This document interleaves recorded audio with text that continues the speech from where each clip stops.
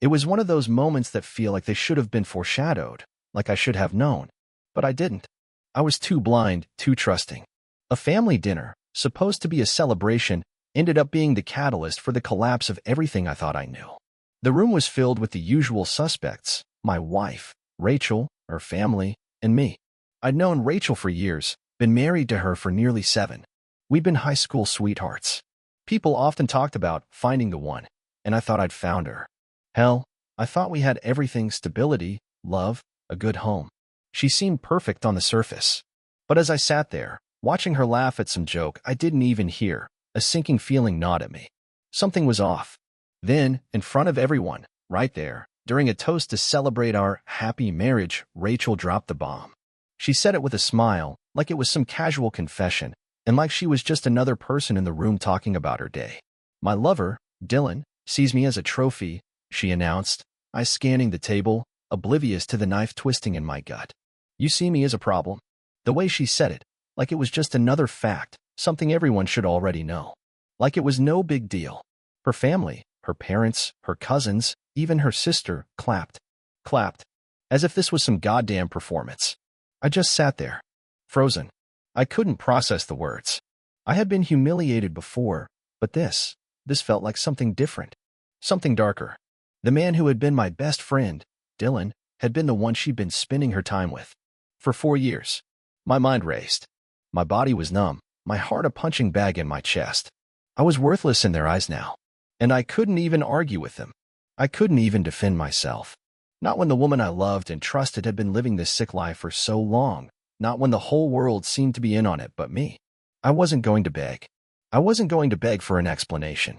My grip on the glass tightened. I stood up, told them all to shut up, and then I left. I didn't say another word. The air in the room felt thick as I walked out. It was like they all knew something I didn't, and suddenly, I realized they did. I walked outside, my fingers shaking as I gripped the door of my Hummer. The engine roared to life as I sped off, the tires screeching against the asphalt. I wasn't even thinking. My mind was clouded with rage, betrayal, and disbelief. I wasn't going to let her, or him, get away with this. I wasn't going to sit by while they went on living their lives. The heat of my anger was blinding, and I wasn't going to let this go. I drove fast, faster than I'd ever driven in my life, not caring about the consequences, not caring about anything but the face of the man who had betrayed me. Dylan. His house came into view. I could feel my heart pounding harder. My fist tightened on the wheel. And then I crashed into the driveway. Hard. The tires screeched to a halt, the gravel flying up as I slammed my foot on the brake. I didn't even give myself time to think.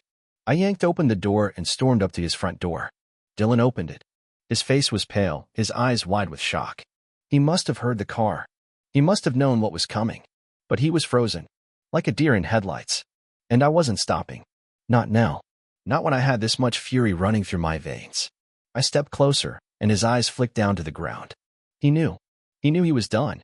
He knew everything I'd just learned. But he couldn't run anymore. I shoved the door open wider and stepped inside. This wasn't just about me anymore. It wasn't about the lies and the betrayal. It was about the woman I thought I knew, the woman who had humiliated me. And now, it was time for her to see that I knew the truth. Dylan didn't move. He just stood there, frozen in his place like he was some kind of statue. His face had turned ashen, his hands trembling ever so slightly at his sides. I could see the panic in his eyes. He knew this moment was inevitable, but the reality of it hitting him must have been a punch to the gut. I stepped forward, my boots heavy on the hardwood floor. Every step felt like a drumbeat echoing in the silence. Dylan's house was quiet, too quiet, and the only sound I could hear was the pounding of my own heart. And Rachel, my wife, her absence felt like a loud, painful void. She wasn't here. Not yet, anyway. But she would be. Where is she? I asked, my voice barely above a growl. It was a simple question, but it felt like I was tearing my own soul apart with every word. I didn't even need to say her name. Dylan knew exactly who I meant. He swallowed, his Adam's apple bobbing in a vain attempt to steady himself. She's not here, he stammered. She's on her way. Look, man, just hear me out. I didn't let him finish. I was done listening. There was nothing he could say to make this situation better. There was no excuse, no justification that could erase the betrayal. I advanced on him, my hands balling into fists. The truth about what Rachel had done was still sinking in. The lies, the deceit, everything. My mind spun, and yet all I could focus on was the image of her standing in front of me at that dinner, casually throwing me under the bus, telling everyone, her family, my family, that she'd been with Dylan for 4 years. For goddamn years. I hadn't seen it coming. Not one bit. And now, I had to confront the man who had been my best friend, the guy I'd trusted with my life. The man who, as it turned out, had been sleeping with my wife for years behind my back. For years, Dylan, I said, the words cutting through the air like a blade. For years of lies, of you lying to my face, of you laughing behind my back while I was out there working my ass off, believing you were my friend. And all along, you were just another piece of the puzzle, another liar. Dylan's face flushed a deep red, but he didn't move. His mouth opened and closed like he was trying to find the right words, but nothing came out. There was nothing to say. No amount of apology or explanation could ever take away the sting of betrayal. You're nothing but a coward, Dylan. You couldn't even tell me to my face, could you? No, you just kept going behind my back, playing me for a fool, I continued, my voice rising. Dylan flinched, but said nothing. I could see the guilt written all over him, but it wasn't enough. It was too late for apologies. Then I heard it, the sound of a car engine pulling up outside. Rachel. She was finally here. I stood there, waiting. My fist clenched, my jaw tight. This was it, the moment I would finally confront her, the woman I'd loved, the woman I'd given everything for. The woman who had torn my world apart with a single sentence in front of her family. The front door opened, and Rachel stepped inside. She didn't even seem surprised to see me standing there, her eyes flicking over to Dylan. The corner of her mouth curled into that familiar, smug smile. She was so comfortable in her lies, so secure in the little world she'd built. What's going on here? She asked, acting like she hadn't just humiliated me in front of everyone, like she hadn't confessed to years of betrayal in front of an entire room of people. I stared at her, the anger boiling inside me. I wanted to shout, to scream, to ask her every single question that had been running through my mind. But instead, I stood there, frozen. This was it. The moment I'd been dreading, but now that it was here, I had no idea what to say. Rachel, I said, my voice steady but low, you've been lying to me for years. To my face. And now, I'm standing here, trying to figure out how to even process the fact that my best friend and my wife had been having an affair behind my back. Her smile faltered for just a second, but then it came back, stronger than ever. Don't act like you didn't know, James, she said, her voice dripping with disdain. You've always been too busy to see what was right in front of you. Dylan has given me everything I've ever wanted. You were just the man who paid for our vacations, the man who paid the bills. That's all you ever were. Her words hit me like a ton of bricks. Each syllable felt like it was tearing away at my very soul. She was ruthless, unapologetic. This was the woman I had married, the woman I had trusted. And now she was standing here, mocking me. I gave you everything, Rachel. Everything. And this is how you repay me? I asked, my voice barely above a whisper. Her eyes narrowed, and she stepped closer to me. Don't act like you were some saint in this marriage. You were never there. I was always alone. Dylan made me feel alive, made me feel wanted. You didn't even care. I had to fight to keep my hands from shaking. The cold realization settled over me like a heavy blanket. There was no turning back from this. I couldn't unsee what I'd seen, couldn't unhear the truth that had been laid bare in front of me.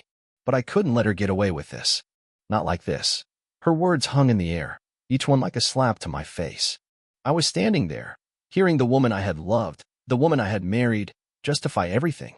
Justify the years of lies, the betrayal, the absolute disregard for the vows we had taken. You think this is my fault? I asked, my voice barely above a whisper. You think I didn't care? I gave you everything I had, Rachel. Everything. And you let him into our life. You let him into our home, into our bed. You. I stopped myself. There was no point. No matter what I said, it wouldn't change anything. The damage was done, and Rachel stood there, as if she had every right to speak to me this way, as if she had already won. Don't act so surprised, James, she said, her voice cold, her tone biting. You were never the man I wanted you to be. You think I wanted someone who worked all the time, who didn't even know how to keep me happy. Dylan understood me. He saw me. You, on the other hand, were too busy chasing your career, too busy being a good little husband, to realize that I was suffocating. It felt like a punch to the gut, hearing her say that. I wasn't perfect, but I tried. I tried to make her happy, to give her everything she could ever need. But that was never enough for her. She had already made her decision, and no amount of apologies or explanation would change her mind. Her words cut deeper than any betrayal ever could. It wasn't just that she had slept with my best friend behind my back. It was that she didn't even seem to care. It was as if my entire existence didn't matter to her. I had been a placeholder, a bank account, a source of security. But love? No. Love was for Dylan. I felt a tear slide down my cheek before I could stop it. The man I had been, the man who thought he had everything, was now standing in a house of shattered dreams. And the woman I had spent my life with had just ripped the foundation of it all apart. Dylan, still standing in the doorway, watched the scene unfold in silence. He had no words. And really, what could he say? He had played his part in all of this, and now he was nothing more than a spectator. Rachel turned to him, her eyes narrowing as she smiled. This is what you wanted, right? You wanted me. You got me. And now, we're finally free of him. Finally free of that boring, predictable life. I couldn't believe what I was hearing. It wasn't just the betrayal, it was the complete and utter disrespect. She was rubbing it in my face, as if I wasn't even a person anymore. Just some fool who had no idea what was going on behind his back. I looked at Dylan, my so-called best friend, the man who had stood by my side for years. But now, in this moment, he wasn't the man I had known. He was a stranger. And the look in his eyes told me everything I needed to know. He had no remorse, no regret. He had gotten what he wanted, and now he was basking in the fact that I was the one who had been left behind. I looked back at Rachel. The rage inside me was almost unbearable, but I didn't know what to do with it. This woman who had sworn to love me, to stand by me, had destroyed everything. I was the fool forever trusting her, forever thinking that we were something special. I took a deep breath, trying to keep my composure. I don't know what to say to you, I said, my voice shaking with anger and pain. I loved you. I gave you everything. And this is how you repay me? With lies, with betrayal, with disrespect? She didn't even flinch. You're just mad because you're finally realizing that you weren't enough. And guess what, James? You never were. The finality in her voice was chilling. It was as if she had already made her peace with everything, like this was some game she had already won. I wanted to scream. I wanted to break something, to shatter the world she had so effortlessly dismantled. But instead, I stood there, my hands clenched at my sides, my heart slowly crumbling with every word she spoke. Do you even feel guilty? I asked, my voice almost inaudible. No, she replied flatly. Why should I? I'm happy. I'm finally happy. And that's all that matters. Hearing her say that was like being punched in the chest. She wasn't even sorry. She wasn't even pretending to care. I couldn't do this anymore. I couldn't stand in front of her, listening to her tear me down, listening to her act like this was my fault. I turned and walked toward the door, every step feeling heavier than the last. My mind was spinning, my heart in 1,000 pieces. I couldn't stay here. Not with her. Not with him. Before I could leave, Rachel called out. Where are you going, James? You don't get to just walk away from this. I stopped, my hand on the door handle. I didn't turn around. I'm going to do what I should have done a long time ago. And with that, I walked out of the house, out of the life I thought I had, and into an uncertain future. The drive home was a blur. My hands gripped the wheel so tightly that my knuckles were white, and the whole world outside the window seemed to be moving too fast. I didn't care about the road, didn't care about the cars around me. I was lost in the storm of thoughts swirling inside my head. Rachel, Dylan, the betrayal, the humiliation, every word they'd said, every look they'd exchanged, it all replayed in my mind like a film on a loop. I couldn't get the image of her face out of my mind. The way she looked at me, like I was some inconvenience. It wasn't just the affair, it was the complete disregard for me as a person, for the love we'd once shared. I turned into the driveway of my house, the place that had once felt like home. The front door loomed in front of me, a silent reminder of everything I had lost. I stepped out of the car and stood there for a moment, staring at the house. Everything felt different now. It wasn't just the walls or the furniture. It was the life that had been built here, the life that was now shattered. I didn't know what to do. I didn't know how to move forward. All I knew was that I couldn't stay here. Not like this. Not with the ghost of Rachel haunting every room. But at the same time, I didn't want to leave. I didn't want to let go of everything I'd worked for, everything I'd built. But I wasn't the same man anymore. I couldn't pretend like nothing had happened. I couldn't pretend like I hadn't just learned the most gut-wrenching truth about the woman I'd married. My phone buzzed in my pocket, pulling me out of my thoughts. It was a message from Rachel. I hesitated before opening it, already knowing what it would say. But curiosity won out. We need to talk. I laughed bitterly. Talk? About what? How she had destroyed everything. How she had humiliated me in front of everyone. How she'd been lying to me for years. I didn't want to talk to her. I didn't want to hear her excuses or her manipulations. I had been living a lie for so long, and I wasn't going to let her pull me back into her web. But then again, I was still tied to her. We were still married. I still had to figure out what to do. Whether to try to salvage something, whether to confront her again, or whether to walk away completely. I sat on the couch, staring at the phone in my hand, the decision weighing on me like a ton of bricks. My heart was heavy with grief, but I knew that staying in this misery wasn't going to solve anything. I couldn't keep running back to her, couldn't keep pretending that everything was okay. So I made my decision. I would leave. For good. I didn't want to be the guy who sat around, begging for answers. I didn't want to be the fool anymore. I had been that fool long enough. I stood up, walking toward the closet. I grabbed a suitcase and started throwing clothes in it, not caring what I was packing or how much. I didn't have time to sort through everything. I just needed to get out. As I packed, my mind kept drifting back to the moments I had shared with Rachel, the good times, the times when we had laughed together, when I thought we were building something meaningful. But it was all a lie. Every kiss, every hug, every "I love you," it was all empty. I felt a bitter pang in my chest. I wanted to scream, to shout at the injustice of it all. But I didn't. I stayed calm, focused. I had to leave. There was no going back. The suitcase was packed. I stood in front of the door, staring at the place I had once called home. I thought about the life I had here, the memories that were now tainted beyond repair. I thought about the woman I had married, the woman who had so easily thrown it all away. I grabbed my keys and walked out the door. As I stepped into my car, I felt the weight of the decision settle on me. It wasn't going to be easy, but I knew it was the only choice I had left. I drove away, not knowing where I was going, but knowing that I couldn't stay in the place that had once been my sanctuary. I had to find myself again. I had to figure out who I was without her, without the lies, without the betrayal. It wasn't just about getting away from Rachel and Dylan. It was about finding my own path again. It was about reclaiming my life, about moving forward, no matter how painful it would be. I didn't know what the future held, but for the first time in a long time, I felt something like hope. Maybe, just maybe, I would be okay.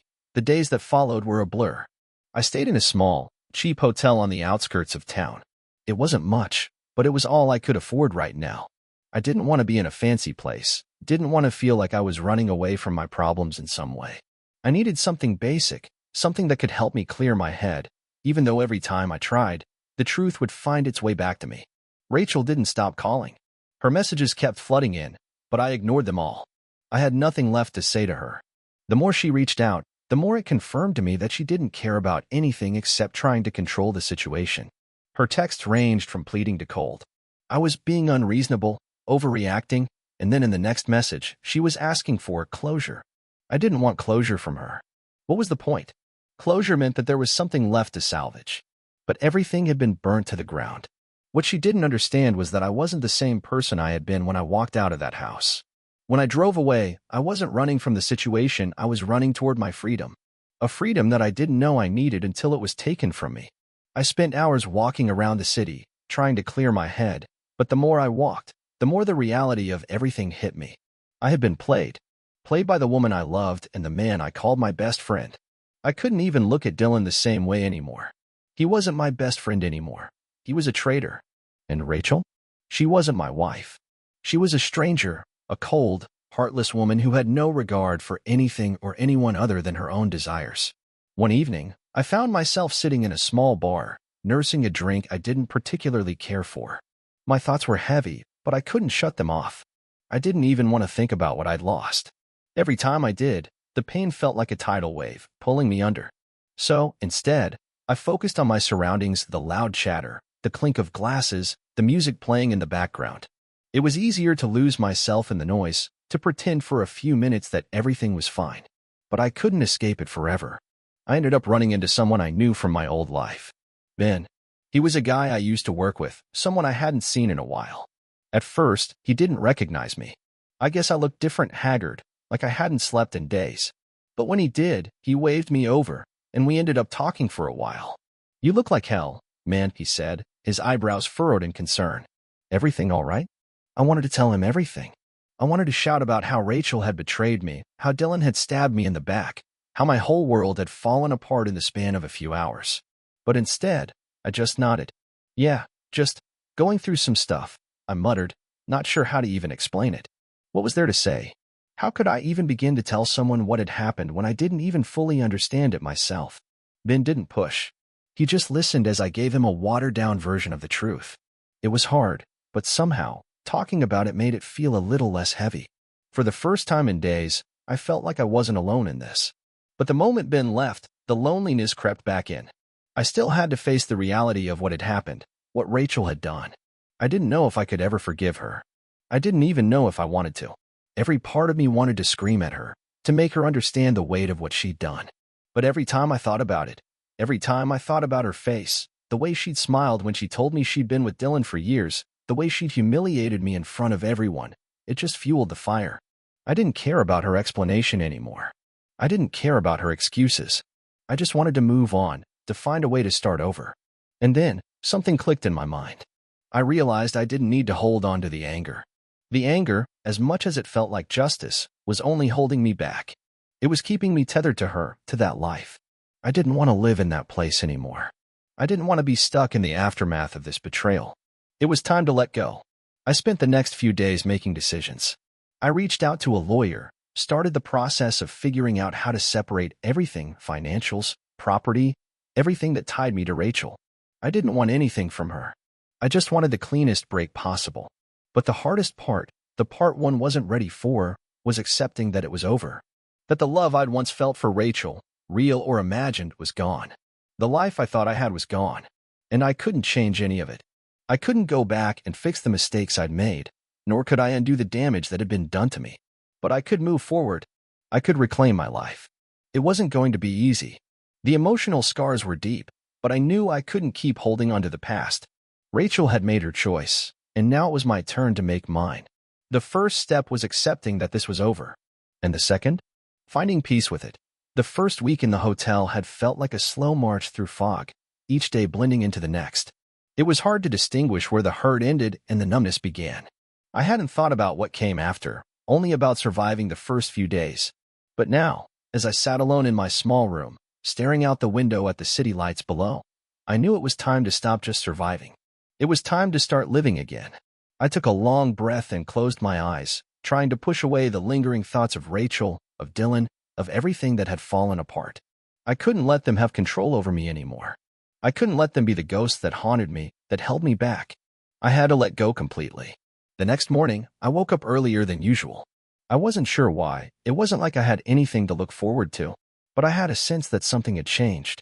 Maybe it was just the beginning of me trying to reclaim what was left of myself. I threw on a sweatshirt, grabbed my keys, and headed outside, leaving the hotel behind for the first time in days. I needed to get back into the world. I couldn't stay holed up, locked away in the past, even though every step I took felt like it carried the weight of 1,000 mistakes. I drove aimlessly for a while, just to clear my head.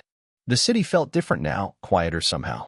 I knew that everything had changed. Nothing could ever go back to the way it was before.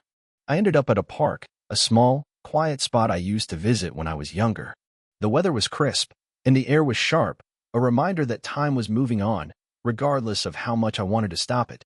As I walked through the park, I noticed something, a couple walking hand in hand, their laughter carrying through the trees. For a moment, I almost felt envy. I had once believed in that kind of love, that kind of connection. But now, all of it seemed so distant, so unattainable. The woman I thought I would spend my life with had torn everything apart. And now, I was left to pick up the pieces. But then, I stopped myself. This wasn't about what I had lost anymore. This wasn't about what Rachel had taken from me. This was about what I was going to make of this. What was left of my life was mine to rebuild, and no one else could take that from me, not her, not Dylan. They had already taken what they could, but they couldn't take my future. I pulled out my phone, scrolling through a list of things I needed to do. Contacting the lawyer had been a good start, but now it was time to take the next steps. I'd put the divorce in motion, but there was more to it than that. I had to rebuild my finances, make sure everything was in order. I had to start fresh, start with the things I could control. I went back to my hotel room and sat down at the small desk. The laptop was right there, gathering dust. For the first time in a long time, I opened it up, fired it up, and started looking at jobs. I wasn't sure what I was looking for exactly, maybe just a distraction, something to occupy my mind. But then I saw it. A job opening for a marketing director at a small tech firm. It was the kind of job I'd once dreamed about, the kind of role that could give me the stability I needed, the kind of job that could pull me out of this mess and back into the world of the living. I applied. I didn't think twice about it. In that moment, it didn't matter whether I got the job or not. What mattered was that I was taking action. I was moving forward, and that felt like the first real step toward healing. The next few days were filled with phone calls, emails, and decisions I never thought I would have to make. I started sorting through the things I had left in my life: clothes, personal items, old keepsakes. Some things I threw away, others I put in boxes to donate. I didn't need anything that reminded me of Rachel. Not the gifts, not the pictures, not the trinkets we had shared. They all had to go. I couldn't let them be a part of my new life. But even as I purged the remnants of the past, I couldn't escape the weight of it all. The emotional baggage was harder to shake. Every time I thought I had moved past it, the pain crept back in. The hurt, the betrayal, the disappointment, it was all still there. But I was starting to realize that healing didn't mean erasing the past. It didn't mean pretending that nothing had happened. It meant accepting what had been, learning from it, and finding a way to move forward. And that's what I was doing, one step at a time. The job interview came a week later. I showed up in a suit that felt too tight, my nerves running high, but I made it through. I had no idea whether I had nailed it or not, but I knew I had given it everything I had. I walked out of that building feeling a little more like myself, a little more confident in my ability to handle whatever life threw my way. It was just the beginning. But for the first time in a long time, I felt like I was taking control of my life again. And that was enough to keep me going. I didn't hear from Rachel for a few days after I walked out of that hotel room. Her silence felt like both a relief and a weight. A part of me wanted her to call, to beg me to come back, to offer some kind of apology that would make everything right again. But another part of me, the part that had been buried beneath the anger and the pain, knew better. There would be no apology. There would be no magic words to undo what had happened. What I had to do now was focus on myself, on rebuilding, on healing, on finding peace in the wreckage she had left behind. The phone call that changed everything came on a Thursday afternoon. I was sitting at a small cafe, sipping coffee and scrolling through job postings. I'd started applying to a few more positions, trying to line up something that felt more permanent than a temporary distraction. I wanted stability, wanted something to pull me out of this fog. The phone buzzed on the table, and for a moment, I thought it might be the job I'd interviewed for earlier that week. I picked it up, expecting a business call, but when I saw the name on the screen, my stomach dropped. It was Rachel. I stared at the screen for a moment, unsure of what to do. Part of me wanted to throw the phone across the room. Part of me wanted to pick it up and hear her out, just to know what excuse she had this time. I didn't pick up immediately. Instead, I let it ring, my finger hovering over the screen as the call continued to vibrate in my hand. After a few seconds, I hit the decline button and set the phone back down. I had nothing left to say to her. But the quiet didn't last long. It wasn't just the missed call, it was the messages. The constant barrage of texts that followed. She wasn't giving up. "James, please pick up. We need to talk. I know I messed up, but we can fix this. Please, don't shut me out. I'm sorry. I never meant to hurt you. I was lost, and I made a huge mistake. I want to fix it. Please, just hear me out." I couldn't help but scoff at her words. She had always been good at apologizing when it suited her, but now, it felt like nothing more than manipulation. How many times had I heard those words before? "I'm sorry. I never meant to hurt you." But the truth was, she had meant to hurt me. She had hurt me in ways that were beyond what words could express. I put the phone down and took a deep breath. The temptation to call her back was there, but I knew I couldn't. Not anymore. I had to stay strong, stay resolute. She had made her choice. And now, it was time for me to make mine. A few hours later, I received another call, this time from my lawyer. The divorce papers were ready. Everything was set into motion. It was a cold, impersonal conversation, but it felt like a weight lifting off my shoulders. This was it. This was my official break from everything I had known. From Rachel. From the life I thought I had. I didn't feel relief, not immediately. It wasn't like I expected some great moment of catharsis where everything would fall into place. I still had so much to process, so much to let go of. But it was a step. A real step in the right direction. Later that evening, as I sat alone in the hotel room, my mind wandered. The emotional exhaustion was heavy, but strangely, There was a calmness settling in. For the first time in weeks, I felt like I was getting back to myself. I wasn't sure who I was anymore, but I was starting to understand who I could be. In the morning, I packed up the rest of my things and checked out of the hotel. It was time to move on, time to find somewhere else to live, time to begin truly moving forward. As I drove to a new apartment I had found online, a sense of quiet strength began to take root in me. I wasn't broken anymore. I wasn't the angry man I had been in the first few days. I had accepted what happened. I had faced the devastation. And now, I was determined to build something new, something better. The new apartment was smaller, quieter, but it felt like mine. I could already see the possibilities in it, how I could turn it into a space that reflected the new chapter of my life. The kitchen would be functional but simple, the living room comfortable yet minimal. No remnants of Rachel or the life I had once had. I didn't need that baggage. I didn't need the past to hold me back. I spent the next few weeks making the place my own, arranging furniture, sorting through my personal items. There were moments of doubt, moments when the loneliness felt suffocating. But I never let myself fall back into the trap of looking for answers from Rachel. She wasn't the answer to my pain. I had become the answer. The work was slow, but I had time. I knew it wasn't going to be an overnight transformation, but the strength I was discovering in myself was something real. I didn't need Rachel to complete me. I was already complete. It had taken me a while to realize it, but now I could see it clearly. The journey was long, and it wasn't over yet. But I was finally on the right path. It had been a couple of months since I moved into the new apartment, and the initial pangs of loneliness had started to fade. Each day felt like a little victory. I was beginning to carve out a new routine for myself. I'd gone from the darkness of heartbreak to the tentative steps of rebuilding my life. It was slow, but I was making progress. And that's all I could ask for. I had become someone I could respect again. For the first time in ages, I was doing things for myself. I started working out again, a habit I had abandoned when the relationship with Rachel became the center of my universe. I joined a gym, woke up early, and spent time in the mornings clearing my head, focusing on my body and mind. I'd forgotten how much I had enjoyed the feeling of pushing myself, of getting stronger, not just physically but emotionally. The sweat and effort had become my therapy, my way of cleansing myself from the toxic memories that still lingered in the back of my mind. At work, I was thriving. The job I had applied for months ago had come through, and I was now in a role that challenged me and made me feel valued again. I wasn't just surviving anymore, I was succeeding. The old me was starting to reemerge, and this time, I didn't plan to lose him. I had learned the hard way that my life couldn't revolve around someone else's decisions, especially not Rachel's. I had to stand on my own 2 feet. And now I was doing it. But even with everything falling into place, Rachel's presence in my life, however distant, still lingered. I had avoided talking to her since the day I walked out of the house. The texts had eventually stopped coming, and she had fallen silent. I'd blocked her on social media, deleted everything I could find. But I couldn't completely block out the past, not yet.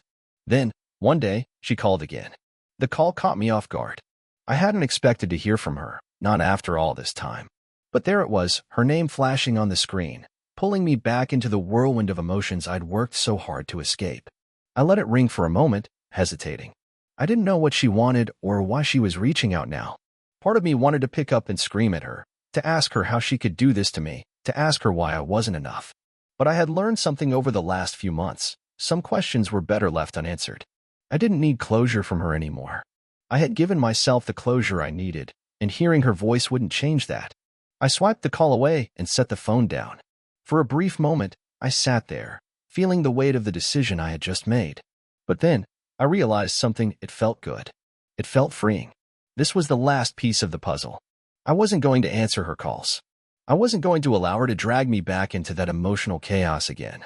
I knew that if I kept looking back, I would never be able to fully move forward. Rachel had taken so much from me, but the one thing she couldn't take was my ability to reclaim control of my life. And I wasn't going to let her. In the days that followed, I kept my focus. Work, my health, and my own personal growth were all that mattered now. I threw myself into the things that made me feel strong and alive again. I still had moments of doubt, of course. I still had memories of her, of the life we had once shared, but they no longer defined me. They no longer had power over me. I had become someone I could be proud of.